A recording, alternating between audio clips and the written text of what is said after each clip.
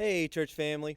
Hope you're all doing well and staying safe and healthy. Certainly good to be with you on this Wednesday as we get together for a little midweek Bible study and devotional time. And I'm so glad that you have chosen to join us today to do just that. And as you can see, I'm outside because I'm enjoying this weather, and hopefully you are as well. It's just beautiful weather here today. And I thought, hey, what a great opportunity to just do our devotional outside. So here we go. So we're going to enjoy the good weather and hopefully enjoy a little Bible study and devotional time together. You know, there's an old story about 6 blind men who wanted to know what an elephant was like, and some of you probably heard this story. And so they were allowed to touch a tame elephant, and each described what they felt. Well, this animal is like the pillar of a house, said the first man after touching one of the legs of the elephant. No, it's more like a rope, said the second, who was grasping the tail.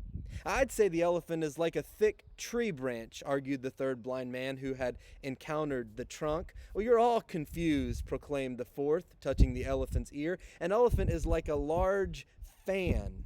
A fan, said the fifth. I should say not. This animal feels like a wall. He, of course, was touching the elephant's side. The sixth man, with a hand on his tusk, could hardly contain himself. You must be fools, he said. The elephant is just like a spear. You know, the story is often told to describe how our own experience limits how we view things. People with different perspectives can look at the same evidence and draw different conclusions. But I think there's something that we need to remember as we listen to this story. The elephant never stopped being an elephant. And despite what these men said, it wasn't a pillar or a rope or a branch or a fan or a wall or a spear or anything else. It was an elephant. You see, when it comes to God, there's also a lot of confusion.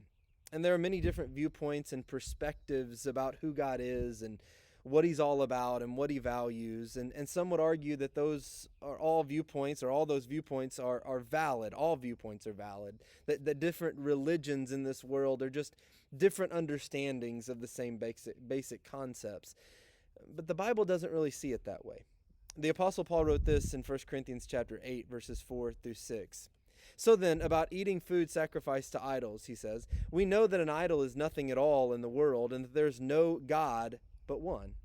For even if there are so-called gods, whether in heaven or on earth, as indeed there are many quote-unquote gods and quote-unquote lords, yet for us there is but one God, the Father, from whom all things came and from whom we live.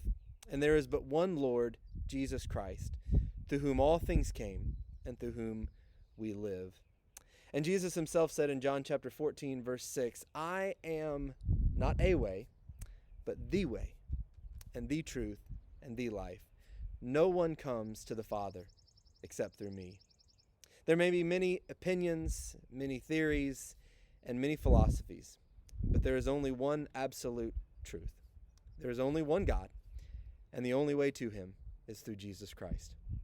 Hope you have a blessed day. God bless.